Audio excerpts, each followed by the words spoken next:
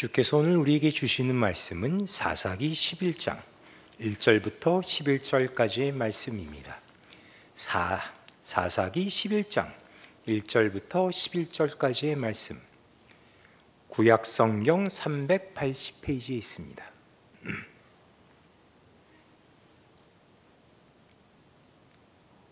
사사기 11장 1절부터 11절까지의 말씀을 제가 읽겠습니다. 길앗 사람 입다는 큰 용사였으니 기생이 길앗에게서 낳은 아들이었고 길앗 안에도 그의 아들들을 낳았더라. 그 아내의 아들들이 자라매 입다를 쫓아내며 그에게 이르되 너는 다른 여인의 자식이니 우리 아버지의 집에서 기업을 잊지 못하리라 한지라. 이에 입다가 그의 형제들을 피하여 돕당에 거주하며 잡류가 그에게 모여와서 그와 함께 출입하였더라. 얼마 후에 암몬 자손이 이스라엘을 치려하니라. 암몬 자손이 이스라엘을 치려할 때에 길앗 장로들이 입다를 데려오려고 돕당에 가서 입다에게 이르되 우리가 암몬 자손과 싸우려 하니 당신은 와서 우리의 장관이 되라 하니 입다가 길앗 장로들에게 이르되 너희가 전에 나를 미워하여 내 아버지 집에서 쫓아내지 아니하였느냐? 이제 너희가 환난을 당하였다고 어찌하여 내게 왔느냐 하니라.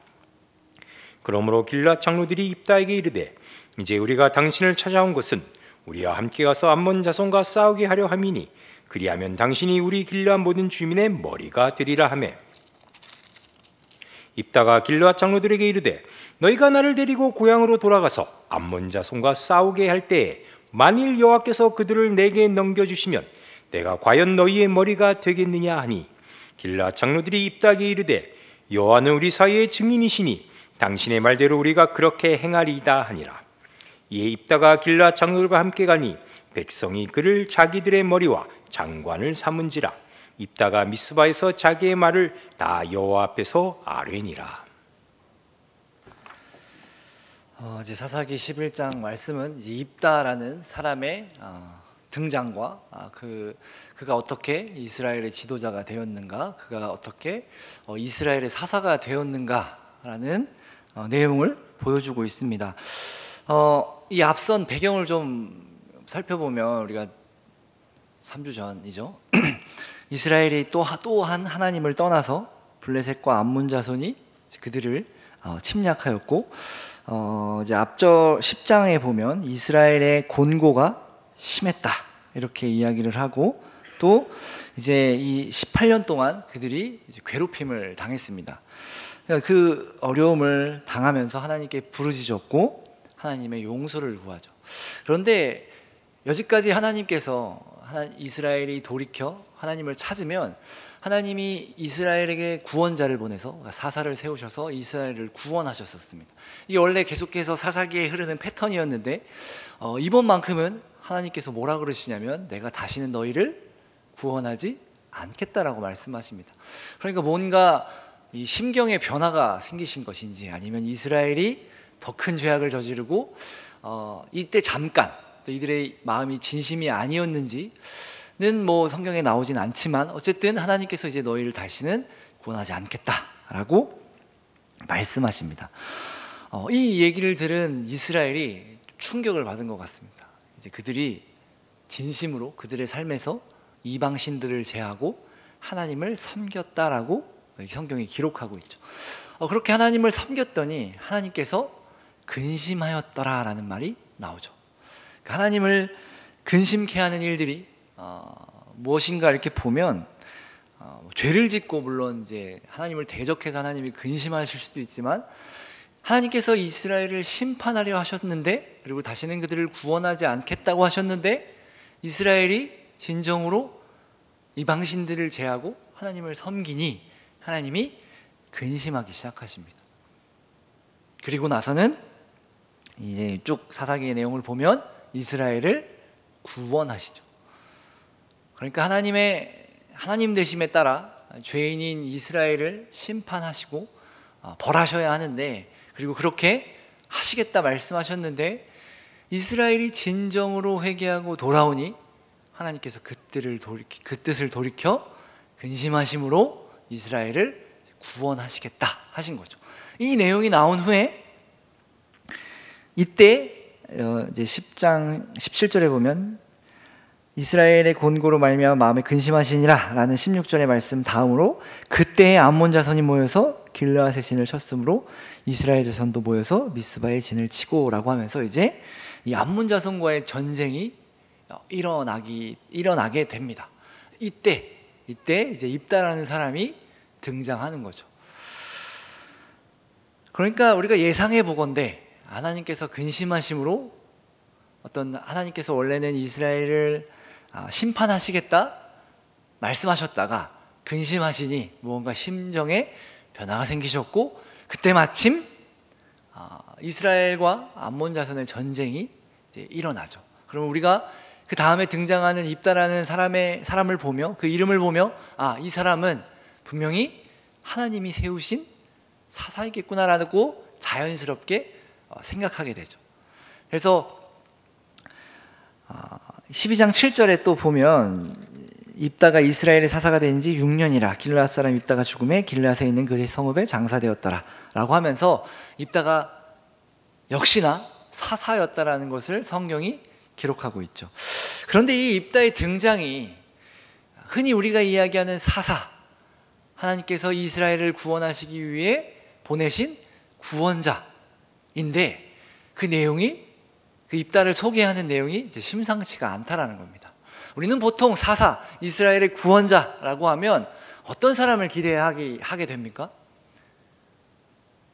하나님의 능력을 힘입어 뛰어난 사람, 그리고 이스라엘을 구원할 만한 어떤 부족함이나 어떤 흉이나 어떤 어려움이 없는 사람을 보통은 기대하죠. 물론 우리가 사사기의 내용을 쭉 와보면서 이 사사기에 계속해서 흐르는 내용이 뭐였냐면 계속해서 이스라엘 백성들은 악해져 가고 사사임에도 불구하고 점점 이런 사람이 사사가 되나? 라는 어떤 그런 내용들이 흐르고 있는 것을 알고 있기에 이 입다 또한 크게 놀라지 않을 수 있지만 이 내용을 보면은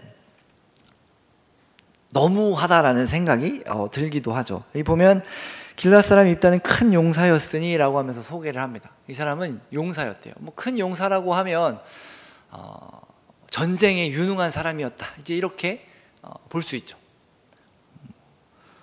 유능한 사람, 싸움에 유능한 사람이었다는 것을 알 수 있습니다.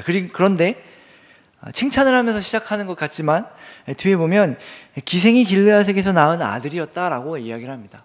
이스라엘 백성들에게 어떤 이스라엘의 족보에 등장하지 않아야 하는 내용이 나온 거죠. 물론 예수님의 족보에도 기생 라합이 포함되어 있긴 하지만 이제 이 입다 또한 기생의 아들이었습니다. 기생이라 함은 몸을 파는 사람이었죠. 이때 당시에 두 종류의 기생이 있었다 그래요. 어떤 종류의 기생들이 있었냐면 첫째는 이방신을 섬기면서 그곳에서 그 신을 섬기는 행위로서 몸을 파는 사람들이 있었고, 두 번째로는 정말로 세속적으로 몸을 파는 기생들이 있었다라고 합니다. 여기서 쓰인 단어는 신전에서 어떤 신적 행위를 하기 위한 기생이 아니었고 생계를 위해 혹은 세상적으로 만연해 있는 그런 기생을 의미합니다. 그러니까 이 길르앗이 어떻게 이 기생을 만났는지는 우리가 잘 알 수는 없지만, 혹은 기생인 사람을 데리고 와서 아내로 삼았는지는 알 수는 없지만, 그 뒤의 내용을 보면 이 입다의 어머니는 제대로 된 대우를 받지 못했던 것 같습니다. 왜냐하면 성경이 어떻게 표현을 하고 있냐면, 입다는 큰 용사였으니 기생이 길르앗에게서 낳은 아들이었고 길르앗의 아내도 그 아들들을 낳았더라, 이렇게 표현을 하고 있죠. 그러니까 기생과 길르앗의 아내를 구분짓고 있죠. 그러니까 아내로서 대우를 거의 못 받았다라고 생각을 합니다. 그럼 입다는 어떠했을까요? 입다도 아들로서의 대우를 거의 못 받지 않았을까라는 생각을 해볼 수 있죠. 물론 여러 가지 유추를 해볼 수 있습니다. 어떤 유추를 할 수 있냐면, 길르앗의 아내가 있었는데 임신이 되지 않아서 입다가 기생으로 아들을 얻어서 이제 그의 유업을 잇게 하려고 했을 수도 있습니다. 그렇게 잇게 하려고 했는데 임신이 안 될 줄 알았던 길르앗의 아내가 임신을 해서 아들들을 낳으니 이제 입다는 필요 없는 사람이 되었을 수도 있죠. 약간 그런 내용들이 더 어울릴 법합니다. 아들들이 태어났고 아들들이 장성함에 그 아들들이 뭐라고 이야기를 하냐면 우리가 2절에서 읽은 본문처럼 그의 아들들이 자라매 입다를 쫓아내며 그에게 이르되 너는 다른 여인의 자식이니 우리 아버지의 집에서 기업을 잊지 못하리라. 너는 이제 다른 자식이니, 우리 어머니가 다르다는 이야기기도 한데 생각해보면 이때 당시에 뭐 일부 다처제가 뭐 있었고, 그렇죠? 그런데 아내로 인정을 받지 못했다라는 걸 보면 이제 이방이었을 가능성도 있다라는 거죠. 너는 우리의 기업을 잊지 못한다. 왜요? 이스라엘 백성이 아니기 때문에 라고 또 생각해 볼 수 있습니다. 어쨌든 그거에 대해서 자세히 나오진 않지만 입다는 민족에게, 아버지에게, 가족에게 버림을 받습니다. 기생의 아들이라는 이유로. 그렇게 이제 형제들을 피하여 도비라는 땅에 거주하였습니다. 그러니까 피해서 갔다라는 말은 단순히 나가라가 아니라 나가지 않으면 뭐 죽이겠다 였겠죠. 원래 도망가서 이 돕이라는 땅에 거주했는데 여기 보면 잡류가 그에게로 모여와서 그와 함께 출입하였다라고 하는데 이 잡류라는 단어의 뜻은 이제 뭐 방탕한 자들이었다 뭐 이런 뜻입니다. 불량매들 뭐 이런 옛날로 치면은 또 뭐가 있을까요? 우리나라 뭐 드라마나 이런 걸 보면 왈패, 산적들 뭐 그런 무리들, 그런 무리들이었던 것 같아요. 그런 무리들이 함께 모여 출입을 했다라는 것은 함께 모여 살았다라는 겁니다. 그런데 이 함께 모였던 그 잡류들과 이 입다가 세력이 커졌던 것 같아요. 세력이 커져서 큰 용사로 불릴 만큼의 어떤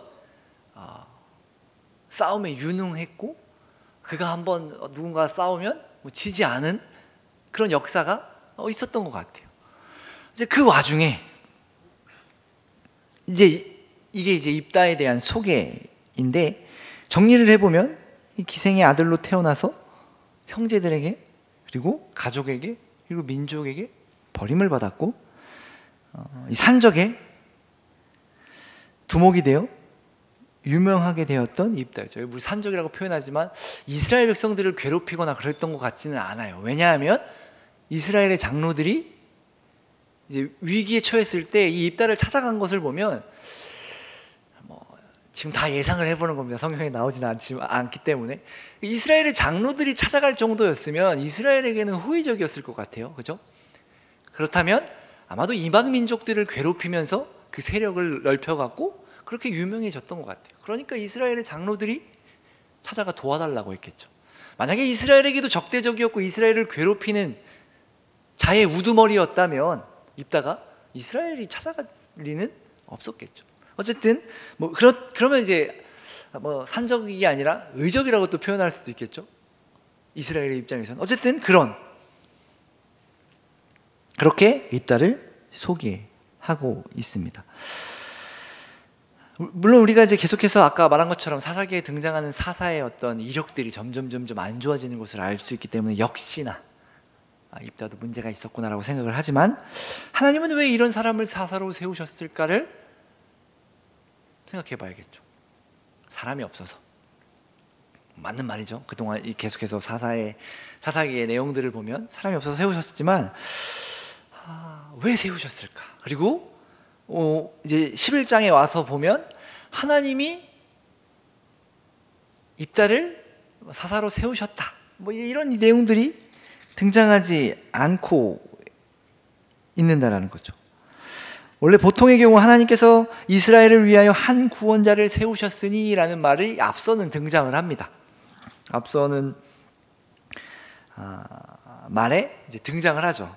그래서 그동안 나온 사사들을 보면 한 구원자를 세웠으니 뭐 그가 이스라엘을 구원하였다 뭐 이제 이렇게 나오는데 나오지 않습니다. 이스라엘은 대신 여기서 무슨 내용이 나오냐면 하나님이 세우셨다라고 나오기보다는 입다가 어떻게 이스라엘의 우두머리가 되었는가, 이스라엘을 다스릴 자가 되었는지에 대한 내용들이 우리가 읽은 본문에 나오고 있는 거죠. 이제 이제 내용을 쭉 이어가 보면 암몬 자손이 이제 이스라엘과 전쟁을 하기 위해 이제 이 지금 길르앗에 모였고 미스바에 진을 쳤고, 이 길르앗 백성들이 이 암몬 자손과 전쟁을 하기 위해 아마 길르앗 백성들이 이스라엘에게 도움을 청했겠죠. 다른 지파들에게. 그래서 이스라엘이 이 길르앗에 모여서 암몬과의 전쟁을 준비를 하죠. 그런데 도저히 이길 가능성이 없었던 것 같아요. 아무런 도저히 우리 힘으로는 불가능하다라고 생각해서 그 당시 이제 유명한 용사였던 입다를 찾아가게 되죠.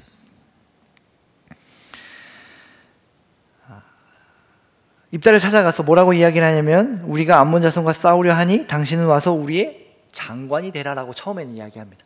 여기서 장관이란 단어는 이스라엘을 다스릴 자 정도가 아니라 그냥 장군 정도라고 할까요? 그냥 군을 다스릴 정도의 사람으로 처음에 제안을 합니다. 그래서 그렇게 장군이 돼서 이스라엘을 싸우라고 말했더니 입다가 뭐라고 이야기를 하냐면, 너희가 나를 전에는 미워하여서 버리더니 이제 와서 너희가 위험을 당하고 어려움이 있으니 환난을 당하였다고 왜 나에게 왔느냐, 이렇게 이야기를 한다는 거죠. 쫓아낼 때는 언제고 어려움을 당하니 이제 와서 도와달라고 라고 이야기를 하는 거죠. 이에 길르앗 장로들이 다시 뭐라고 이야기를 하냐면, 똑같이 이야기를 하고 이제는 길르앗 모든 주민의 머리가 되리라 라고 이야기를 합니다. 처음에는 장군 정도로 이야기를 했다가 이제는 우리를 다스릴 자가 되어주십시오, 이렇게 이야기를 하는 거군요. 그러니까 지금 이 짧은 대화 속에서 어떠한 정치적 이 싸움이 있었냐면, 입다가 지금 이렇게 이야기를 하는 겁니다. 너희가 나를 장군으로 세우고 나중에 이 일이 마무리가 되면 또다시 나를 버릴 줄 내가 어떻게 아느냐 라고 사실 묻고 있는 거거든요. 너희가 나를 이미 버렸는데, 그리고 고난을 당했다고 나한테 찾아왔는데 이 고난이 없어지면 또다시 나를 버릴 거 아니냐? 라는 내용이, 속마음이 있는 거예요. 이 일을 알아듣고 이스라엘 백성들이 결국에는 그러면 너가 우리를 다스릴 자가 되라. 그러면 걱정이 없지 않느냐. 이제 이런 식의 내용이죠. 그랬더니 이제 입다가 이에 대해서 확증을 하죠. 만약에 암몬 자손과 싸울 때 하나님께서 이 암몬 자손을 나에게 넘겨주시면 내가 너희를 다스릴 자, 머리가 되리라 라고 했더니 장로들이, 여호와는 우리 사이의 증인이시니 당신의 말대로 우리가 그렇게 행하리이다 라고 하면서 하나님을 증인 삼아 약속을 맺게 되죠. 그렇게 약속을 맺은 후에 여기 보면 이제 마지막 우리가 읽은 11절에 보면 입다가 미스바에서 자기의 말을 다 여호와 앞에 아랬다라는 이 아리송한 이야기를 하죠. 이를 두고 이제 입다는 좀 협상의 달인이었다라는 이야기를 하기도 합니다. 왜냐하면 뒤에 나오는 내용을 보면 입다는 암몬 자손의 왕들과 사자를 보내서 논쟁을 이어가는데, 입다가 우위를 독점하고 원하는 대로 대화를 이끌어가는 모습을 이제 볼 수 있습니다. 보면 12절에 보면 이제 암몬 왕에게 사자를 보내서 이렇게 이야기를 합니다. 내가 나와 무슨 상관이 있기에 내 땅을 치러 왔느냐, 우리 땅을 왜 치러 왔느냐라고 암몬 왕에게 사자를 보내죠. 이 암몬 왕이 뭐라고 이야기를 하냐면, 이스라엘이 애굽에서 올라와서 야복과 요단까지 내 땅을 차지해야 했으니 내가 내 땅을 돌려받으러 왔다, 이렇게 이야기를 합니다. 그랬더니 15절 말씀부터 쭉 이어가는데 정리를 해보면 이런 겁니다. 하나님께서 시온과 그 땅을 우리에게 주셨는데 너가 그 땅을 얻고자 하는 것이 옳으냐? 라고 말하면서, 너희가 믿는 신인 그모스가 너에게 땅을 주어서 차지하게 하면 너희가 그 땅을 차지하지 않겠느냐? 라고 물어요. 당연한 거겠죠? 너희가 당연하게 생각하시듯이 우리도 하나님께서 우리에게 이 땅을 주셨으니 우리가 이 땅을 점령한 거다. 그러니 이 땅은 우리가 차지하는 게 맞다라고 이야기를 합니다. 굉장히 고차원적인 이 암몬 왕이 아무 말도 할 수 없게끔 이제 이야기를 한 거죠. 결국에는 불리한 이야기를 들으니 암몬 왕은 입다의 이야기를 듣지 않고 결국 전쟁을 하게 되는데, 이후에 여호와의 영이 입다에게 임하고 그 전쟁에서 승리하게 됩니다. 우리가 이 내용을 보면서 하나님이 세우셨다라는 말을 나오지 않고 입다의 출신과 여러 가지 행적들을 보면 이스라엘을 구원할 사사로서는 어울리지 않는다라는 생각도 들기도 합니다. 물론 이 당시 이스라엘 백성들이 보기에는 자신들을 구원할 만한 이는 입다뿐이 없었던 것 같아요. 협상도 잘하고 용사였고 싸움도 잘하고, 그러니까 우리를 좀 도와달라라고 했겠죠. 그러나 철저히 신앙적으로 또 하나님의 구원자라는 측면에서, 사사라는 측면에서 보면 이 입다는 어울리는 것 같지 않습니다. 하나님을 의지하기보다는 자신의 어떤 말과 자신의 어떤 능력으로 전쟁을 해왔던 사람이었고, 또 이스라엘 가운데 있지 아니하였고 이스라엘에게 버림을 받았던 사람인 거죠. 결국 이스라엘의 입장에서 보면 이 내쫓았던 입다에게 이스라엘이 도움을 청한 거고, 결국에는 도움을 청했다가 결국에는 이 입다가 이스라엘의 지도자가 되는, 입다 개인적인 측면에서 보면 쫓겨났지만 이 쫓겨난 민족에게 복수는 아니지만 열심히 살아서 결국엔 지도자로서 돌아오는 어떤 그런 그림을 그려볼 수 있겠지만, 성경이 왜 이런 스토리를, 이런 이야기를 우리에게 들려주고 있는 것일까요? 그 앞선 내용들을 보면, 바로 앞선 등장한 사사 돌라와 야일을 보면 되게 짤막하게 기록하고 있었죠. 왜 하필 근데 입다의 내용들을 이렇게 쭉 기록하면서, 물론 입다도 굉장히 짧게 기록할 수 있었겠지만 이 긴 내용을, 앞서는 한 절에 끝냈던 사사의 소개를 여기서 이렇게 길게 하고 있을까? 라는 생각이 듭니다. 그냥 하나님이 보내신 입다가 사사가 되어 이스라엘을 다스렸다 라고 기록하면 될 텐데, 사사라는 존재의 이력에는 전혀 도움이 되지 않는 기생 출신이며 형제와 민족들에게 버림받았고 어떤 그런 불량한 자들과 함께 있었던 내용까지 우리에게 보여주고 있는 이유가 무엇일까? 물론 그 의도가 성경에 기록된 것은 아니지만 우리가 계속해서 이야기하고 있는 사사기 전반의 내용을 가지고 생각해 보면, 점점 안 좋아지고 있는 상황 속에서 사사조차도 온전하지 못한 자들이 사사로 쓰임을 받았다. 이런 사람이 사사가 되는 건가? 라고 물을 수밖에 없는 사람들이 사사로 세워지는 모습을 보죠. 그래서 이스라엘 내에는 이스라엘을 다스릴 만한 지도자가 없었고, 사실상 이스라엘조차도 버린 사람을 하나님은 사사로 세우셔서 그들을 다스리게 하죠. 이스라엘은 원하지 않았던 것 같아요. 처음에는 이제 장관 정도로 용병으로서 좀 싸워주고 넌 다시 네 땅으로 돌아가라 정도였지만, 입다의 어떤 능력으로 인해 다스릴 자가 되온 거죠. 우리가 이곳에서 이 내용에서, 앞선 내용에서도 계속해서 보고 있는 것이 무엇이냐면, 이런 상황 속에서도 그 구원을 이루어가시는 하나님을 계속해서 보게 되는 거죠. 그러니까 형편없는 상황 속에서도, 어쩌면 아무런 희망이 없는 상황 속에서도 하나님은 구원하십니다. 그러니까 중요한 것은 그 상황 속에서라는 겁니다. 그 현실 속에서 그의 구원을 이루어 가신다라는 거죠. 이스라엘을 회개시키고 좋은 상황을 만들고 좋은 사람으로 변화시키고 나서 그들을 사사로 세우시고 이스라엘을 구원하시는 것이 아니라, 그 안 좋은 상황 속에서, 그 현실 속에서 하나님은 그 어떤 사람, 그 부족하고 약한 사람들을 통해서 하나님의 나라의 일들을 이루어 가신다라는 것이죠. 우리가 신앙생활을 하면서 우리가 기대하는 바가 이런 것 같아요. 우리의 상황을 변화시켜서, 때로는 어떤 사람을 변화시켜서, 좋은 상황을 만들어서, 좋은 사람을 만들어서 어떤 좋은 결과를 얻고자, 또 내고자 우리는 그런 것을 기대하는 것 같습니다. 요즘 시대가 굉장히 어렵다라고 이야기를 합니다. 교회도 어렵다라고 이야기를 합니다. 시대가 어렵다라고 하면 사람들이 가장 먼저 기대하는 것이 무엇인지 아십니까? 시대가 어려울 때 가장 흥행하는 영화가 무엇인지 아십니까?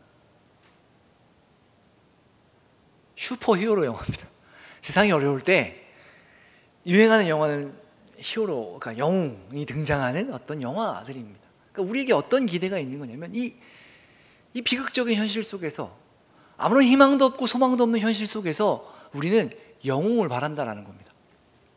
이스라엘이 그랬던 것처럼 그때 당시에 유명하고 우리와는 다르게 싸움도 잘하고 그런 사람들을 원한다라는 거죠. 우리도 그렇지 않습니까?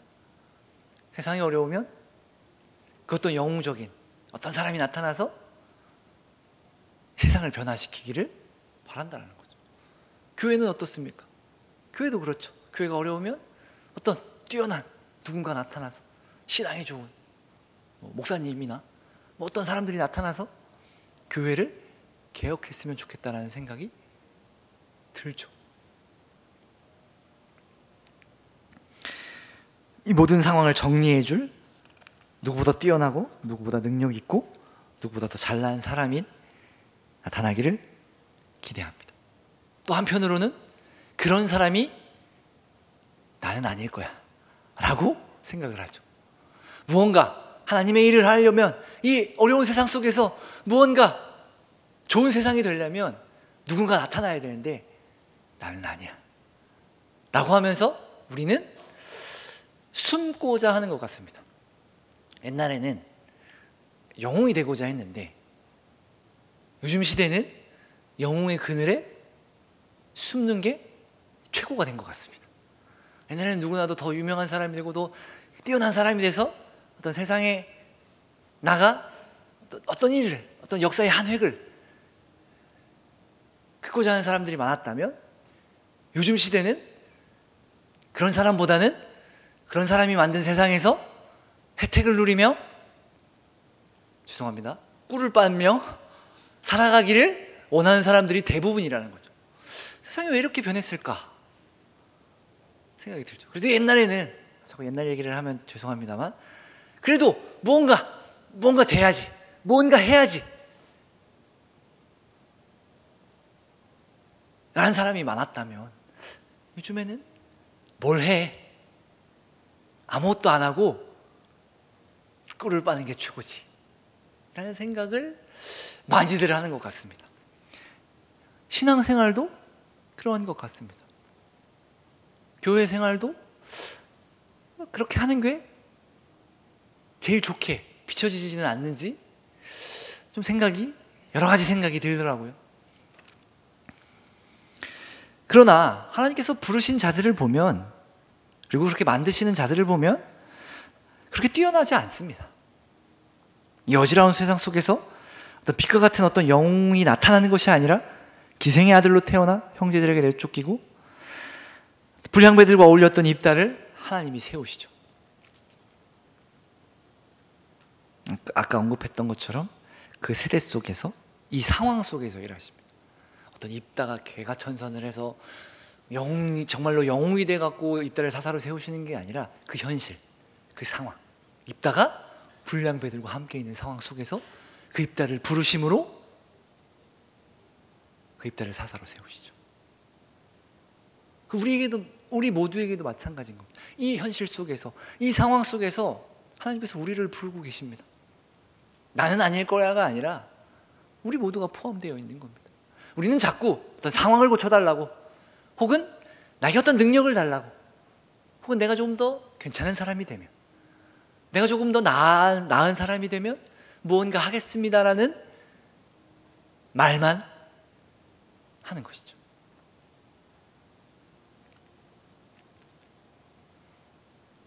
하나님은 아무것도 하지 않는 것 같고 아무런 일도 하고 계시지 않는 것처럼 보이지만, 어쩌면 하나님은 처음부터 계속해서 역사하고 계셨고 입다를 세우고 계셨을지도 모르겠습니다.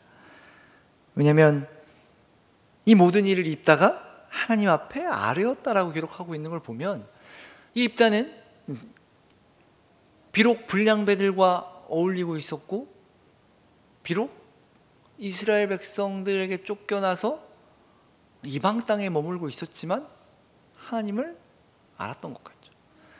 하나님을 이미 알았을 수도 있고, 하나님이 입다에게 찾아가셔서 말씀하실 수도 있죠. 그런데 성경은 기드온처럼 하나님이 입다에게 찾아가셔서 어떤 일을 하셨다, 이런 내용들을 기록하고 있는 것이 아니라 지금 이 내용을 기록하고 있는 것이죠.